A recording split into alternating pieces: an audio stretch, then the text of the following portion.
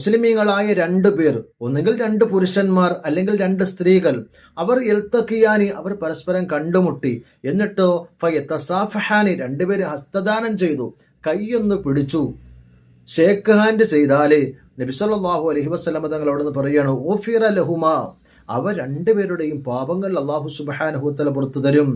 ഖബല അൻ യഫ്തരിഖ, അവർ 2 പേരും ആ കൈ വിട്ടു പോകുന്നതിന് മുമ്പ് തന്നെ അവർ 2 പേരുടെയും പാപങ്ങൾ പുറത്തു തരും.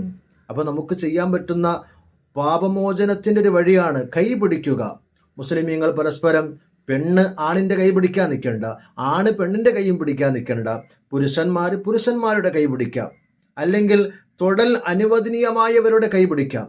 ഭാര്യ ഭർത്താവിന്റെ കൈ പിടിച്ചു ഒന്ന് മുസാഫഹത്ത് ചെയ്താലേ അല്ലാഹു സുബ്ഹാനഹു വ തആല പാപമോചനം നൽകുമെന്ന് ഹബീബായ മുഹമ്മദ് റസൂലുള്ളാഹി സ്വല്ലല്ലാഹു അലൈഹി വസല്ലം. ഇത് മഗ്ഫിറത്തിന്റെ ദിനരാത്രമാണ്.